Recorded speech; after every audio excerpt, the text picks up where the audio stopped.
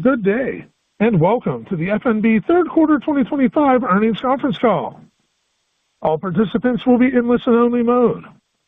Should you need assistance, please signal a conference specialist by pressing the star key followed by 0. After today's presentation, there will be an opportunity to ask questions. To ask a question, you may press star then 1 on your telephone keypad, and to withdraw your question, please press star then 2. Please note, today's event is being recorded. I'd now like to turn the conference over to Lisa Haidu, Manager of Investor Relations. Please go ahead.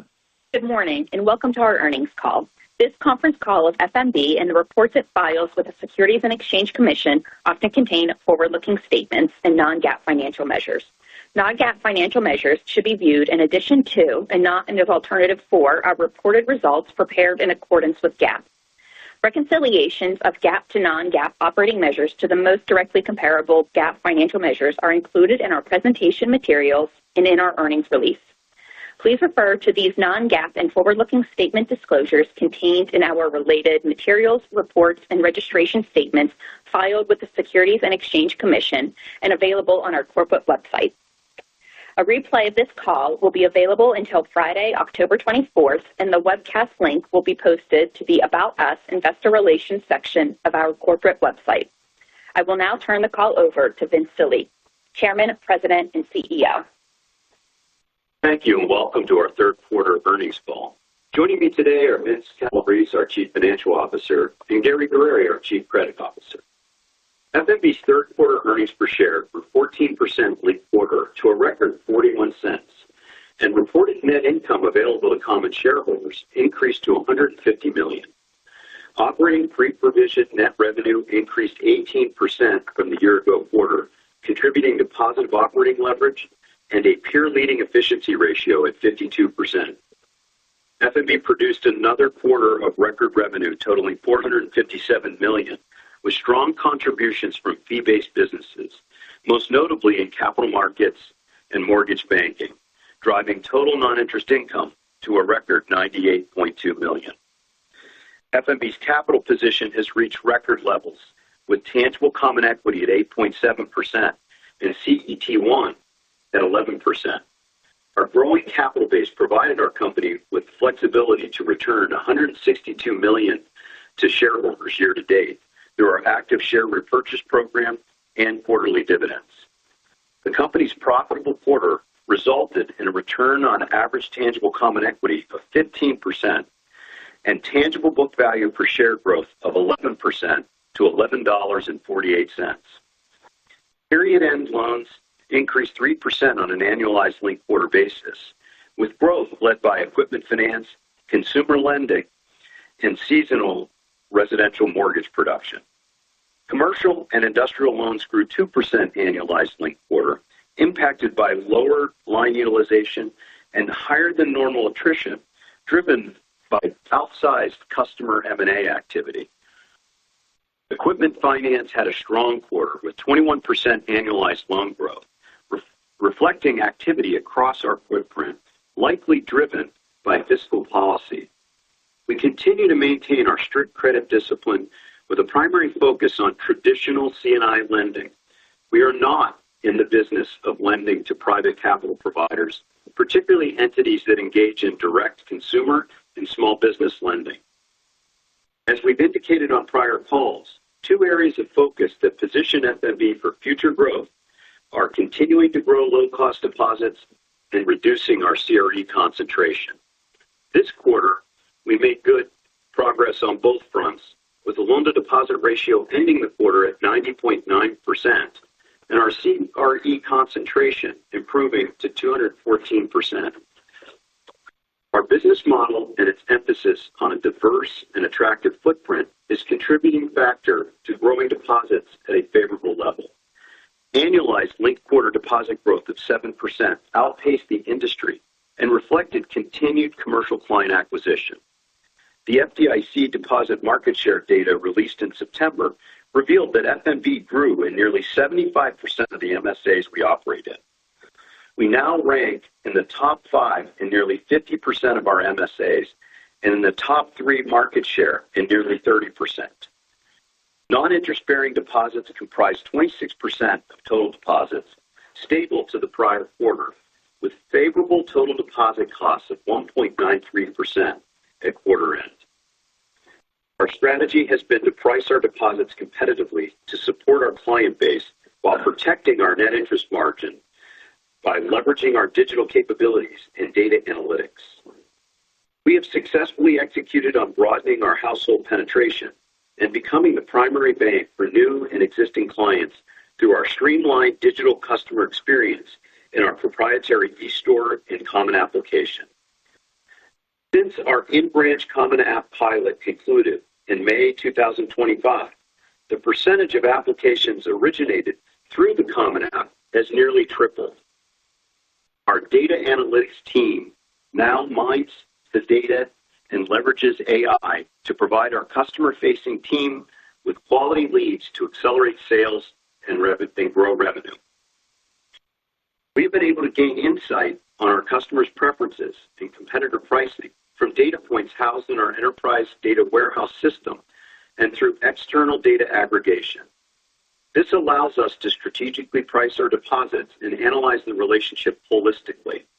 Implementing this pricing approach contributed to our net interest margin expanding 6 basis points linked quarter. Our newly formed AI and innovation team is actively reviewing and prioritizing high-impact use cases from across the organization. I am energized by the transformative potential of AI to elevate operational efficiency, accelerate revenue growth, and deepen client engagement. As we grow our AI footprint, we remain committed to strong risk management frameworks and controls, ensuring our innovation is both responsible and sustainable. With that, I would now like to turn the call over to Gary to discuss the strong credit results for the quarter. Gary? Thank you, Vince, and good morning, everyone.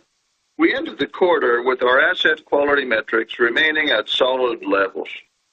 Total delinquency ended the quarter at 65 basis points, up 3 bips from the prior quarter, with NPLs and OREO up 3 bips, remaining at a solid 37 basis points. Net charge-offs totaled 22 basis points, bringing the year-to-date results to 21 bips, reflecting good performance despite the continuation of a somewhat volatile economic environment. Criticized loans were down 7.3%, or $113 million, on a linked quarter basis, with decreases observed throughout all of the commercial segments. We were pleased with the stability and improvements we saw during the quarter and were successful in removing some risk from the loan portfolio.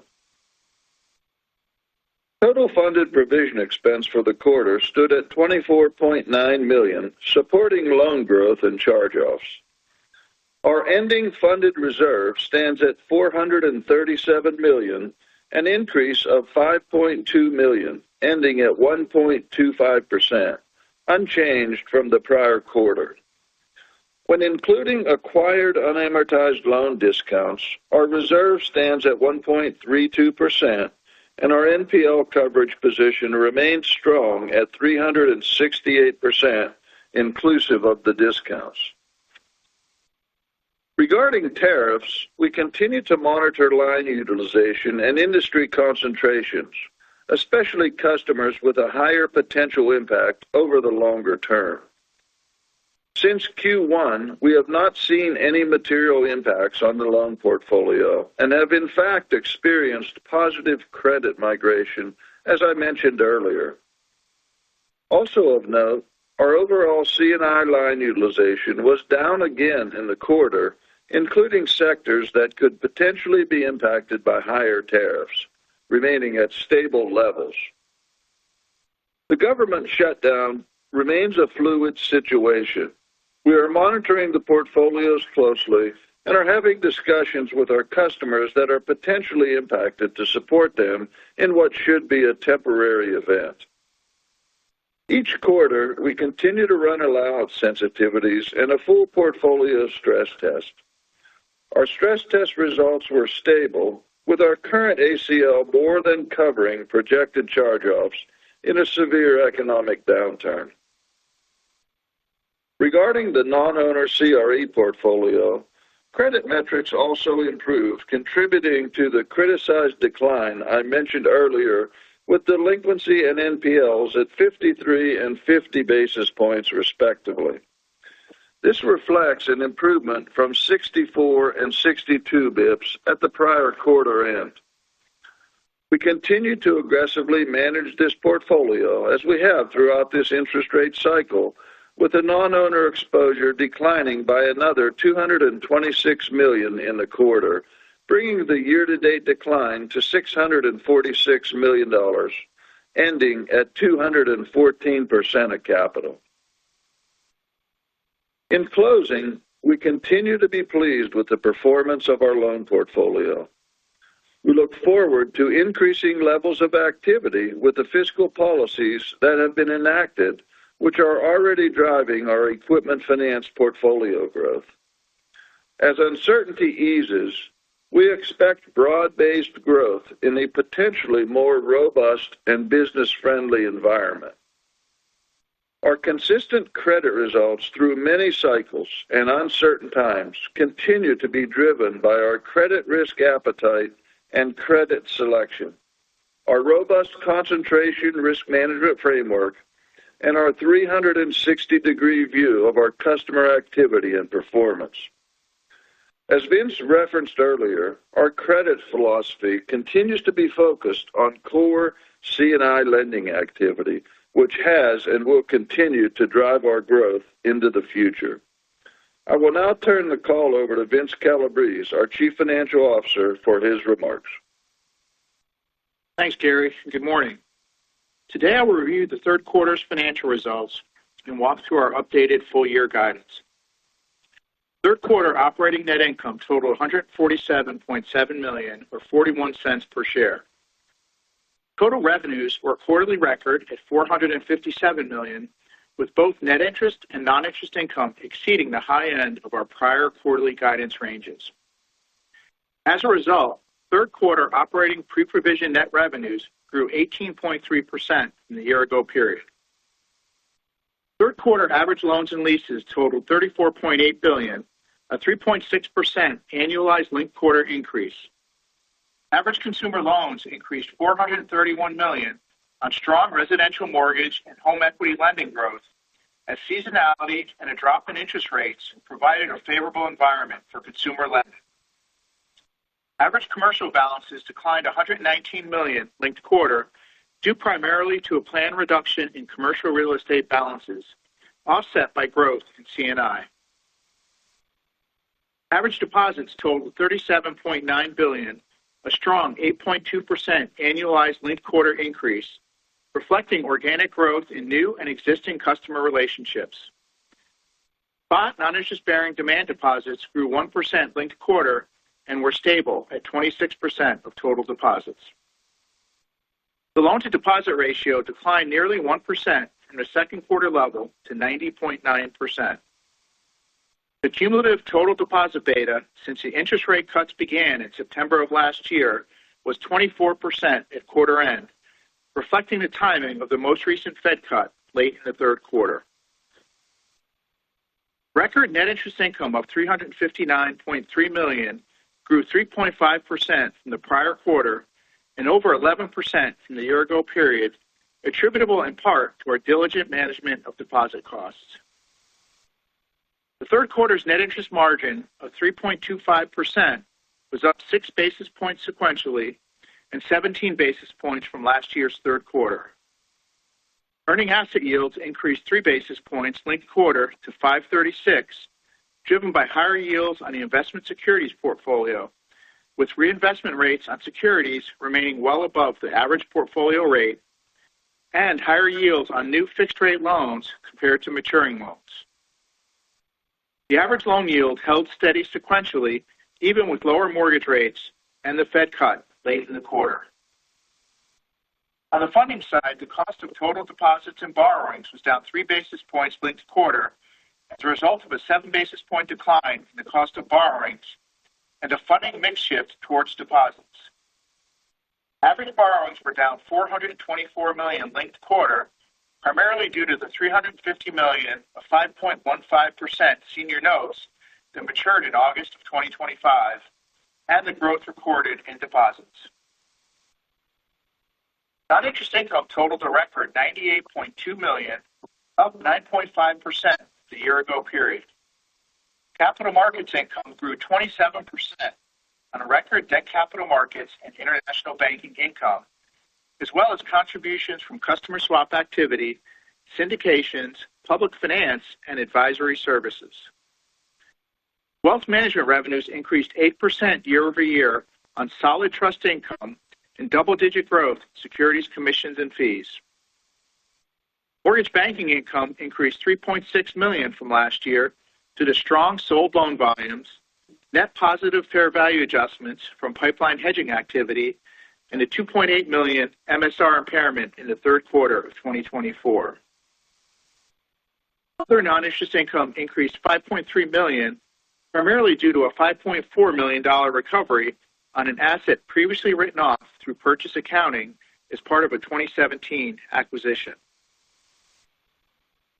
Operating non-interest expense totaled $245.8 million, up 5% from the third quarter of 2024. Salaries and employee benefits increased $5.5 million, or 4.4%, primarily reflecting strategic hiring, continued investments in our risk management infrastructure, and higher production-related compensation.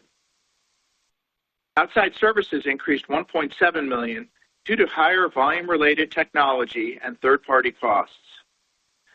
Other non-interest expense increased $3.7 million, primarily reflecting our mortgage down payment assistance program. Year-over-year operating revenue growth of 10.7% was more than twice the 5% increase in operating expenses. As a result, the efficiency ratio reflected strong improvement and declined nearly 280 basis points from the third quarter of last year to 52.4%. We expect continued strength in operating leverage performance in the fourth quarter and positive operating leverage for the full year of 2025.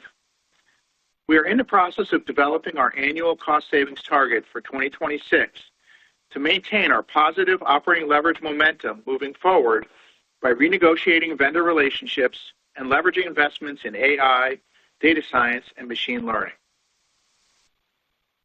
F.N.B. continues to actively manage our capital position for ample flexibility to support balance sheet growth and optimize shareholder returns while appropriately managing risk.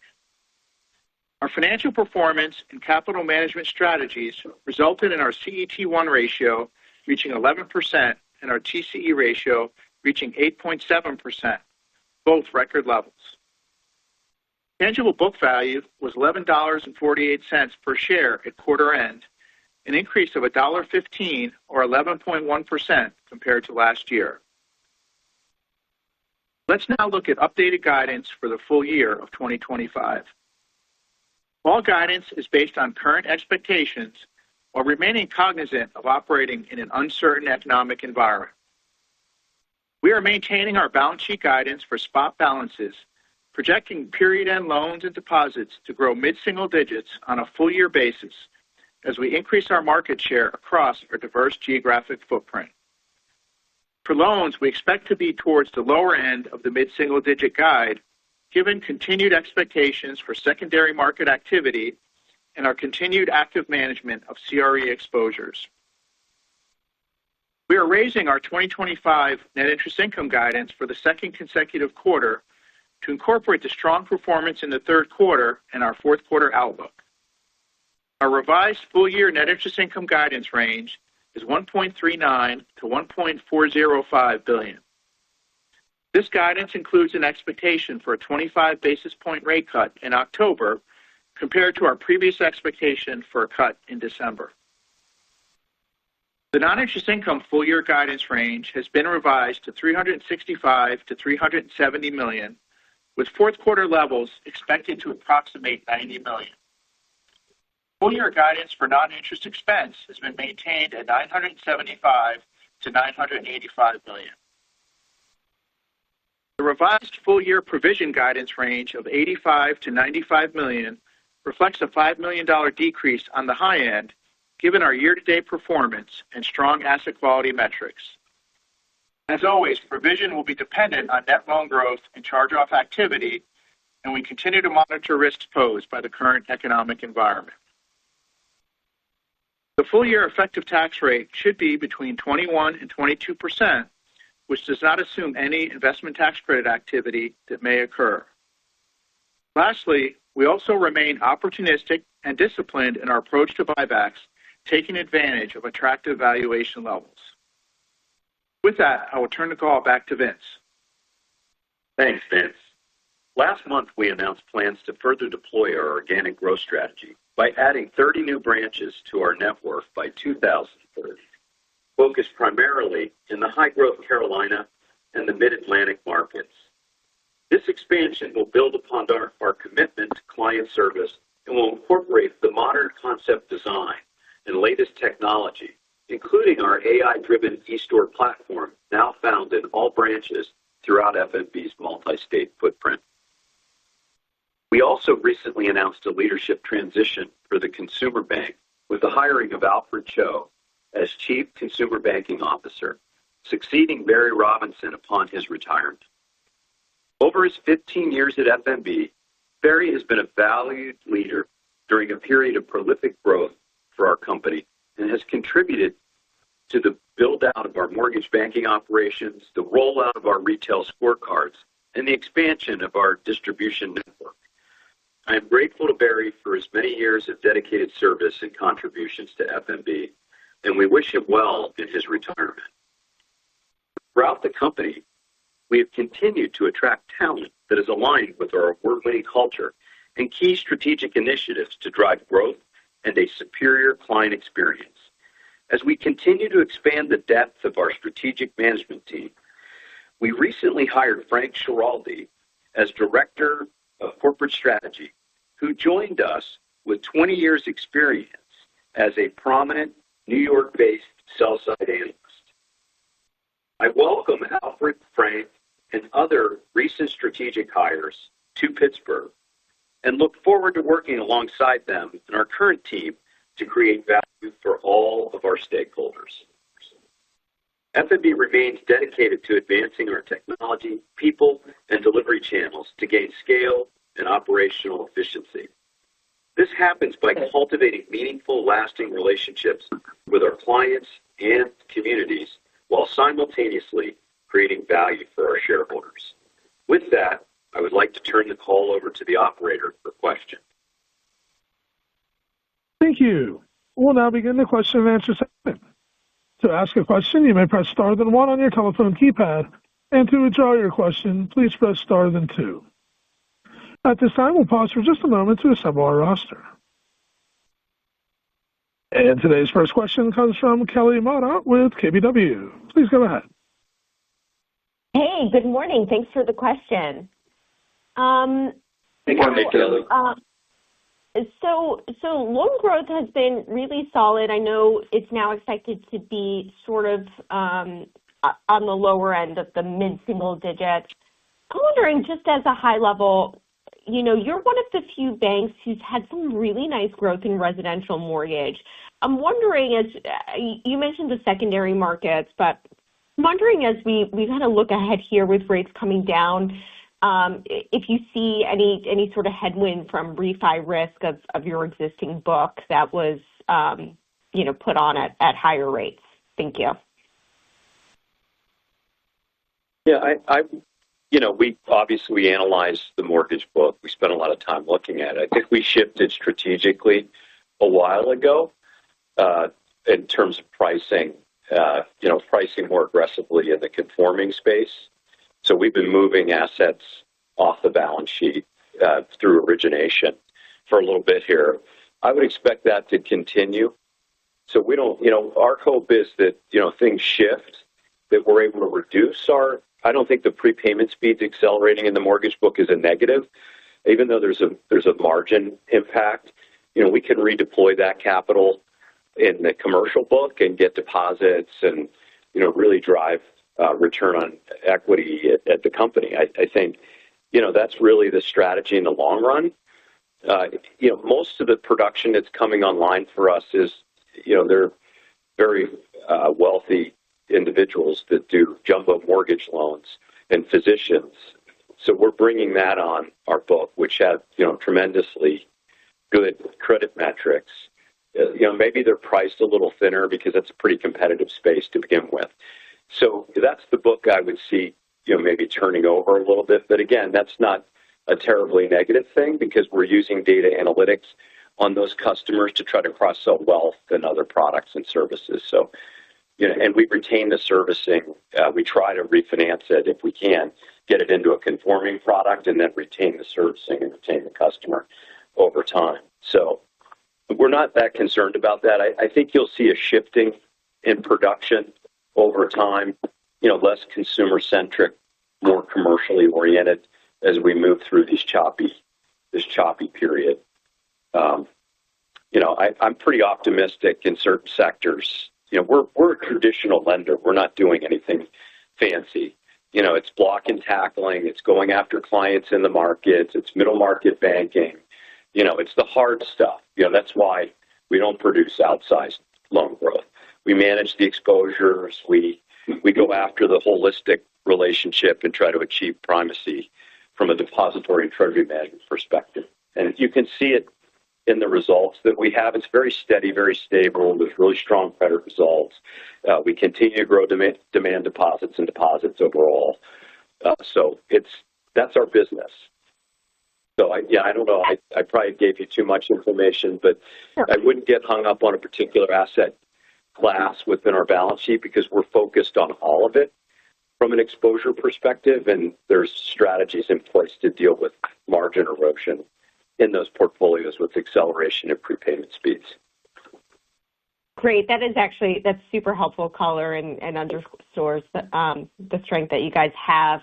Maybe since you mentioned the deposit base, maybe I could ask a follow-up on that. I mean, deposit growth was really solid and most impressively in, demand deposits, non-interest bearing. Wondering if you could provide additional color and commentary as to how much of that is coming from your growth markets. What's the drivers of that? I know you guys have been doing a lot with the e-store and AI, and just hoping to get additional color. Thank you.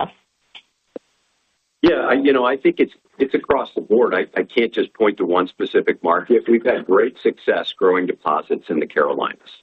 I know everybody was a little nervous with us moving in there, said it's highly competitive, but we've grown in many, many markets there. A lot of the FDIC data that we refers specifically to those markets in Carolina where we have, pretty decent share. We've been able to continue to grow. Pittsburgh, for example, is not a high growth market from a deposit expansion perspective. I think deposits declined in the market overall because there's big balances that shift around with with the custody banks that are located here. There's two large institutional deposit bases that move around here, and then PNC's based here. So it's kind of hard to say, but we've grown deposits outright here. I think, on a relative basis, we've gained share and we've solidly positioned ourselves as the number 2 retail deposit bank in Pittsburgh. That comes from a whole bunch of things. Really solid execution in the field, a technology offering that enables us to compete with large banks, the efficiency contained within the Common App to bring customers in quickly, and using AI to guide them into depository products right away and, let them purchase those products instantly. So a lot of those things come into play. And then on top of all of that, the commercial bankers have really been trained to go after depository-only relationships. So they do both. And that's, the old traditional corporate banker. That's what I was trained to do, go after. I don't just focus on loans. I focused on whatever would drive good results for the balance sheet. And our incentive compensation plans are aligned to produce results because we incent people to originate low-cost deposits, not, specialty priced. They don't get incentives to bring in, high-priced deposits. It's the solid stuff. So there's a lot of block and tackling. There's no silver bullet. It takes a lot of people that are pretty dedicated to making that happen, and you have to stay true to the model that you've developed. And we have a very solid growth model a very good execution in the field and a laser focus on doing what we think is best for the shareholders, and then incenting people to do that. So I know that doesn't give you your answer because you were looking for one specific thing, but I don't think there is. It's a combination of things, and we have a very well thought out strategy, and it's playing out. It's played out over 15 years. I would add too, if you look at the FDIC market share data, right, the June to June, I mean, we more than doubled the market growth in that period. We grew in 75% of the MSAs that we're in and outperformed the market in 38. We're now, with this growth and performance we had, we're top 5 in nearly 50% of our MSAs and top 3 in 30%. So it's really kind of across the footprint. That's great. Thank you for all the color there, and I will step back and let others ask. Thank you. Yeah, thank you. Thanks, Kelly. And our next question today comes from Casey Hare at Autonomous. Please go ahead. Thanks. Good morning, everyone. Question. Hey, guys. Vince C., question for you on slide 15. So the interest-bearing deposit beta down to 35% from 40% cumulatively. Just where do you see that going through the cycle versus the 54% on the upswing? Yeah, I would say just as a reminder, on the way up, we finished the cycle with a cumulative beta, total deposit beta of 39.8. And we outperformed the peers by 8 percentage points during that period, and meaningfully on the deposit costs, 38 basis points. As you would expect, I mean, we have a very active process discussing strategy and tactics for bringing rates down, and we've started to do that, in anticipation of the Fed moving and as we move through this cycle. So I think we have a very good game plan for how to do that as we move forward. Just kind of where we think it might go. I mean, we still think mid-30s terminal down beta seems reasonable for us given our historical performance. As far as year end, I guess it depends on if you get a December cut, right? Which obviously a cut late in the quarter just affects the math. So, if we do get that cut, we're probably in the low 20s or so. Without a December cut, we're kind of in the, I would say, the mid 20s just for this year, but kind of mid 30s as we move forward through the cycle. Okay, very good. And then switching to capital management, just to see the CET1 ratio at 11%, I mean, that's a very, very big number. And just wanted to get some updated thoughts. You guys do have a attractive stock price. You did, hit the buyback a little. I think you could have done it more. Just what is the go forward strategy with a very strong capital ratio? And if Vince D., if you want to tell me to shut up about M&A, please take that opportunity. I'm going to reserve comment. The M&A answer, I'll give that right away. We haven't changed our position, so we're still focused on executing our core model, and it's performing very well. So I've said it before. Often we'd be opportunistic, but we're focused internally. And we need to be focused internally right now. I think it's paying off for us. So it's, again, opportunistic, but not looking to make any, huge moves here. Go ahead, Vince. Sure. So I would just, as far as capital management, like you mentioned, CET1 ratio at a record for us at 11, dividend payout ratio, 30, below 30. We're in a great position to deploy capital as we move forward to optimize shareholder value. And with the risk of the balance sheet, combined with, as you look ahead, and our guidance implies, higher earnings, higher capital generation. So, we'll be well positioned to support the loan growth. We do expect the commercial growth to start to pick up at some point, and very well positioned to be able to support that. With where the stock's trading, clearly the valuation is very attractive. So, we've been active the last 3 or 4 quarters. I would expect us to be active again at this quarter as we move forward. And then, the dividend's another element. I mean, we have regular conversations about the dividend. In the past, we had a very elevated payout ratio for a long period of time and carried a higher cash dividend. And with the sub 30% level, I mean, it's definitely something we're actively talking about We still like the flexibility of the buyback to be able to do that opportunistically with valuation. But the dividend is something that, we'll continue to talk about. Okay, great. And just last one for me. The Investor Day that upcoming in a couple of weeks here. It's been a while since you guys, I think it was 2019. Just you guys are a lot bigger. Just wondering what we can expect. Are you guys looking to put out profitability targets? Just a little color on what to expect. Thanks. Well, the purpose of the Investor Day is to show off the tech, to introduce you to the team. There's a lot of depth here. I think just having the ability to interact with our digital and AI people and our leadership from the field here in this building, which is brand new, I think it's going to be very impactful for the investors.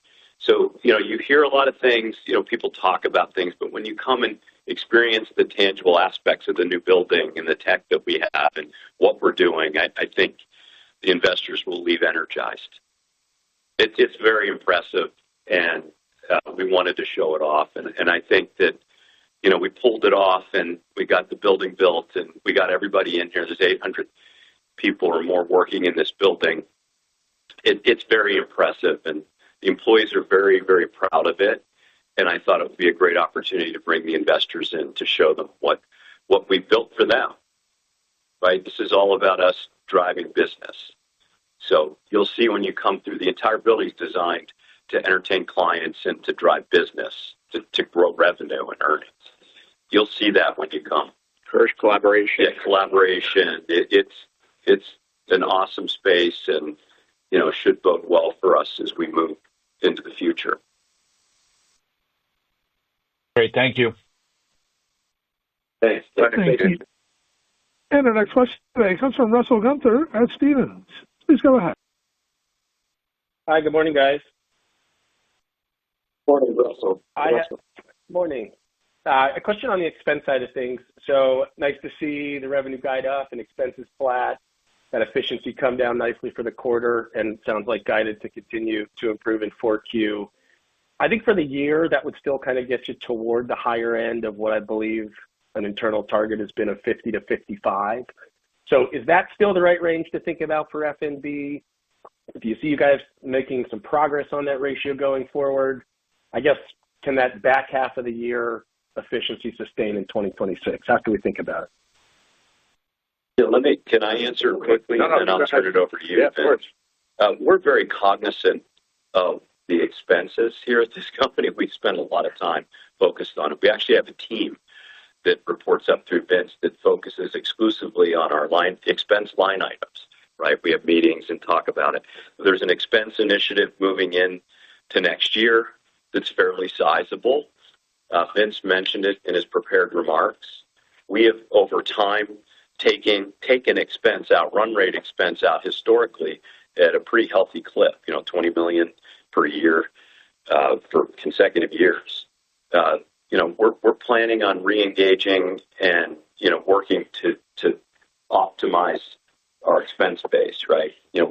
There's certain things that are coming from an efficiency perspective, which is helping us. The Common App over time will help us because that's a very, very efficient onboarding process with a lot of digital components to it. So, we're already starting to see benefits from an operational perspective by using those digital work streams and using that software application to originate across a variety of product areas. That's all part of the evolution. And then the other part of this is approaching $50 billion in assets.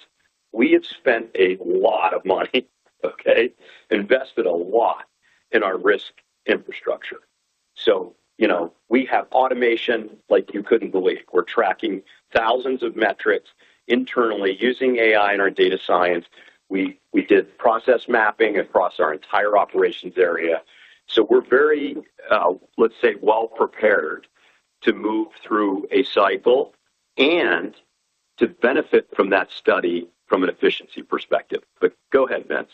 You can answer. Yeah, all I would really add to that, I guess, as we plan for 26, the focus we're always a disciplined manager of expenses, so the focus isn't just on cost savings, but on efficiency, scalability, kind of leveraging the stuff that Vince is talking about. We'll continue to focus on renegotiating vendor contracts. We're going after that pretty hard. It's part of every year, but we're definitely going after that in a meaningful way.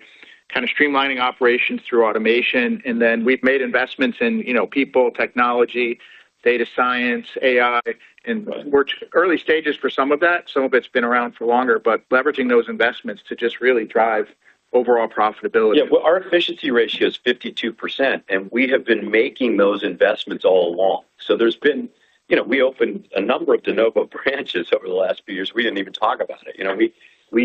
We're better positioned to drive revenue growth today, and a vast majority of those expenses are baked into the run rate. Yeah, we should start to see good positive operating leverage as we move forward, right? Because we're going to leverage those investments to drive revenue. Go ahead. Yeah, that's what I was going to say. That's the key point is positive operating leverage, right? So we're going to have it for this year and enhance that and grow it even more as we move forward. And to the direct question on the efficiency ratio, there's still room to bring the efficiency ratio down. But the key is the overall positive operating leverage combined with the efficiency ratio, and then return on tangible common equity driving the profitability.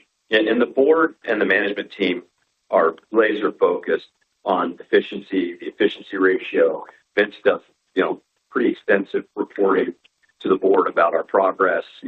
Operating leverage, positive operating leverage is a mandate for operating plans. We're very focused on it. So I would expect it to continue to improve over time. That's great color, guys. I appreciate both your thoughts there. And then just last one for me, Gary, would you be able to expand upon your comment about having removed some risk from the portfolio in 3Q and maybe size up the exposure you examined as potentially impacted by a government shutdown? Just be helpful to get your thoughts about how you're thinking around that issue. Yeah, I'll touch on the government shutdown first, Russell. I mean, we're continuing to watch for fallout from the DOGE efforts earlier in the year, as well as the new government shutdown. At this point, we have seen absolutely nothing from an impact standpoint coming out of either one of those situations. The government shutdown is a fluid situation and it twists and turns every day here. But we're keeping an eye on it. We'll continue to keep an eye on those portfolios that are potentially impacted. But as mentioned, nothing at all at this point.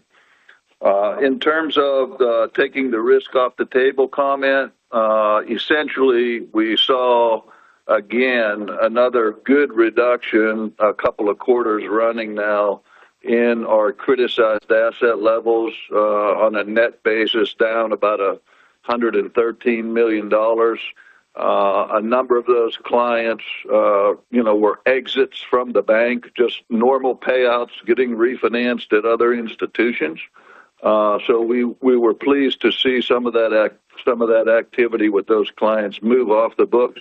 We also did see a few upgrades where performance was improved, but that's a chunk of risk that has been taken off of our balance sheet. We're pleased with that and continue to manage the portfolios each and every day in that manner. So just kind of normal blocking and tackling from our perspective in what we do here every day. Excellent. Thanks, Gary. Thank you all for taking my questions. Thank you. Thanks, Russ. Thank you. And our next question comes from Daniel Tamayo with Raymond James. Please go ahead. Thank you. Good morning, everybody. Maybe first one for Gary here. We've had some issues here with other banks with the non-depository financial institution loans. You talked about it in the comments. That's really not what you guys are doing, but curious if you can provide kind of where you stand end of quarter. You had pretty low concentration relative to other banks at the end of the second quarter, just from the Y9 data. But just curious if that's changed at all in the third quarter, and then maybe if you could give a little bit of a breakdown of what those loans are that you have on the balance sheet to give us some comfort around credit. Thanks. Yeah, the call report, Danny, really casts a pretty large and wide net there. I mean, our customers are primarily in the other bucket, and it's really diversified across a number of sectors, such as wealth management firms, advisory firms, insurance firms, investment companies, and that's primarily the type of companies that we see in that bucket. And when you look at those companies, our lending arrangements are generally for working capital and expansion purposes, direct lending activities. And as Vince mentioned earlier, we're not in the business of lending to private capital funds, including private equity and private debt funds. So, we're not in that business, and that's not where we're going to play. That was a conscious decision that was made a long, long time ago, and we're going to continue to manage the book that way. It's not a business we have any interest in. Okay, thanks for those comments, Gary. And then maybe one for. As I said earlier, the bulk of our portfolio, if you look at our portfolio, it's extraordinarily granular, and it's small businesses, middle market companies across the 7-state footprint. So I don't think, from a concentration perspective, you're going to find, material concentrations that are unmanageable. And Gary and I, people have come forward with proposals on verticals. We have jointly shut them down. Okay, because we have a belief that we need to stay true to focusing on serving the communities that we're in and providing capital to middle market and small businesses. And consumers. That's our goal. So I don't know if you want to. That is our philosophy and has been. No, and you've heard Vince use the word block and tackle a couple of times today. I mean, that's what we do each and every day here at the company. I mean, it's core banking business, core C&I in the communities that we do business with, through all segments of the C&I space, small, mid, and corporate. And those portfolios, we understand really well how they perform through the cycles. We've been through many cycles, this management team, and we've continued to focus on providing stable EPS streams through good and bad environments, and that's what our focus is and is going to continue to be. And we don't have verticals here to speak of. I mean, there's a CRE vertical, but that's intentional for credit management. We don't believe in institutionally originating credit, so we're character first. We have to know the customer. It's very disciplined across the footprint. So, I guess that's part of the reason why our performance has been so strong from a credit perspective over long periods of time. Great, very helpful, Vince and Gary. Thank you. Cool, thanks. Maybe a follow-up just on the fee income side. So in the slide deck, you had a bullet there that said you've had 9% fee income CAGR over the last 10 years, which is certainly a nice number. You talked a little bit in the conversation about efficiency ratio, about investments that you've been making. Just curious where you see runway for continued growth on the fee income side, kind of in the medium term as we look forward here. Well, we've made recent investments in our investment banking platform, in public finance. We have an effort. We've expanded our hedging offering and treasury management, investments in treasury management. Those are the areas that I see the biggest lift in over time. The pipelines are building in public finance. Obviously, we're a very active player in the municipal space on the depository side, and we're not just taking the high-yielding deposits. We're actually providing treasury management services, and we're their principal bank. So there have been many, many requests over the last few years for us to participate in bond activity. We weren't able to do it, but we built out the platform. So that's something we're very excited about. We're seeing a lot of activity as we build that out. We now are a viable option for a number of municipalities across our footprint, nonprofits. who want to raise capital by issuing bonds. We're there now. That's purely fee-based, and we're excited about that. We're seeing a pipeline build. From an M&A perspective, the people that we brought over are the best you could find. I mean, they're just terrific people. I've known Greg forever. They're going to do a great job, and he's got some really great opportunities out there. So we'll get some benefit from that. I think as we see, the balance sheet has grown. We're a larger organization.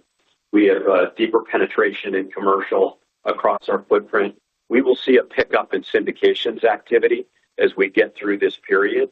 So I'm very excited about underwritten, traditional bank deals and our ability to be the left lead in those transactions. That to me, is a game changer for us from a return perspective. And then to add on top of that, we've been a player. We built out our debt capital markets capability with the creation of a broker-dealer focused principally on taking bond economics. That's also to help Gary because he's very risk averse. So we play in the investment grade space and the near investment grade space. And those companies that need capital in that space, they don't, the spreads are pretty thin. There's a lot of unfunded commitments.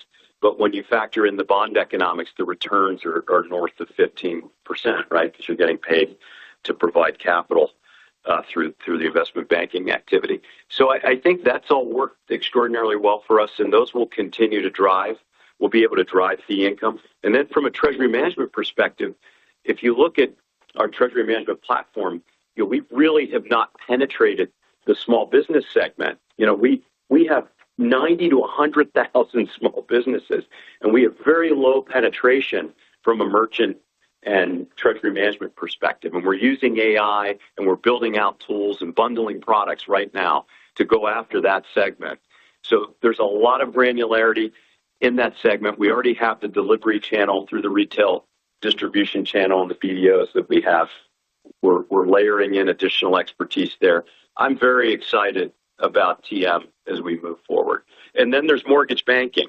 As we shift into this lower rate environment, another thing that's going to happen is you're going to see we're principally a purchase money originator. So, historically, we've had much, much higher gain on sale activity in a lower rate environment. So if we can get there with a more normal yield curve and lower rates, we're going to see a significant pickup in fee income from the mortgage bank as well. So hopefully that all lines up and we continue to see an expansion in the non-interest income bucket here. Our fee-based businesses are poised to grow. And then wealth has grown historically, 9 to 10%. So, and, we've only scratched the surface from a wealth perspective because we really haven't fully built out the wealth capabilities across our new geography. So, the Mid-Atlantic, the DC market still we need to hire people and build that out. In the Carolinas, we have people, but, there's an opportunity to add more because of the number of opportunities there. So, I'm very optimistic about our ability to continue to sustain that growth in that fee income bucket and shift our dependence away from, just being a spread bank, right? So fee income is north of 20%, right? I mean, as non-interest income increases, hopefully that fee income outpaces it. And we're able to have a larger portion of our revenue contributed by those high returning businesses. Anyway, that's the strategy. I think we're in a really good place, and I think we've proven over time that we can execute. Yeah, there's a couple of key points on that slide 17, just for reference. We mentioned that we've either started from scratch or expanded from very small, 10 business lines that are now, multi-million-dollar revenue generators. So that diversification is really important. And then the newest stuff that we've added that Vince mentioned, the public finance and the investment banking, it really allows us to serve our clients through their whole life cycle. So this has been a strategic plan that we probably started, 12 years ago, and adding these other capabilities. And now that we have that, really, there's no reason for our clients to go to another bank or have to go to another bank for those services. We can take them all the way through. That's great color, guys. Thanks for taking my questions. Yeah, okay. Come to the investor day. You'll see more. I'll be there. Okay, good. Thank you. And our next question today comes from David Smith at Truist Securities. Please go ahead. Morning. In the past, you've spoken about your balance sheet being short-term asset sensitive, medium-term neutral, long-term liability sensitive. As we think about the ongoing Fed cut cycle, what should we be on the lookout for in terms of the timing of how your NII will be reacting right now? Yeah, I mean, we're essentially neutral right now. I mean, we're around 1% or so for a 100 basis point move at June 30th. We'll probably be a little bit closer to neutral. Historically, we've managed to neutral. That's really what we've managed to, as we've gone through these periods. From a profitability standpoint, we were more asset sensitive to kind of benefit from what was happening with the yield curve. So the goal moving forward would really be to stay neutralish, I would say, and then benefit net interest income by growing loans and deposits. So, we have a lot of levers. If you look at what's kind of driving the net interest income performance, that we've seen this quarter, and we've raised the guide again. I mean, the new loan originations are coming on 50 basis points above the portfolio rate. Cash flows from securities, we're reinvesting 147 basis points above the roll-off rate. So that's positive. We have fixed rate loans that we're originating. In total, loans we're putting on the books in the 630s. So we're originating loans there above the maturing rate. So that's all helping on that side. We have the chunk of the loans that will adjust as SOFR adjusts, and that's kind of part of what we have to manage through. And then on the deposit side, I mean, we've kind of had a dual mandate for our team of growing deposits while really optimizing the cost side. And I think we've done a nice job bringing the cost down. And again, like I commented earlier, we're very active in the tactics and strategies we're deploying to continue to bring those rates down. And, with the Fed moving, and there's been plenty of cover with other banks too that have been doing the same thing, so that we've been able to start to bring rates down on slugs of the deposit portfolio and really have not had any negative customer reaction to that. Thank you. And then when you compare the 75% of the markets where you grew your deposit market share to the minority where you didn't, are there any lessons you can learn about what's working in those markets that you can apply to the ones where you're not growing share right now?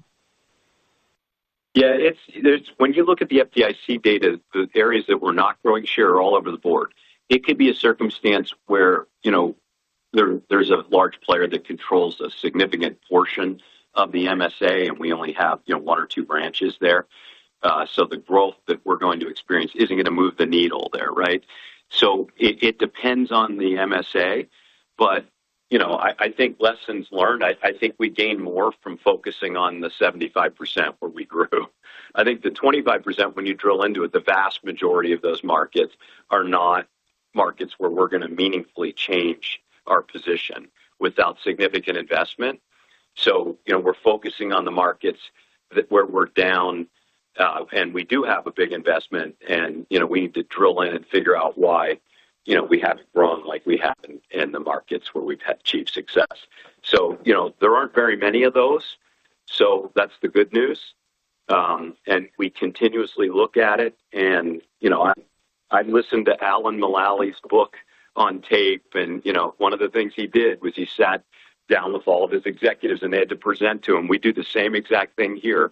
I've just told our folks, when you're in a market that's not performing, you have to tell us that you're in a market that's not performing and what you're going to do to fix it. So we're very keenly focused on it. We have, quarterly and monthly meetings, daily scorecards with automation. And with AI now, it's going to be mind-blowing because we have daily scorecards with all these metrics and we're tracking performance daily. So we can layer on top of that an analysis, right, through open AI architecture. So instead of me calling Alfred and asking him questions about where the retail bank's performing, I could just go in and queue it up myself.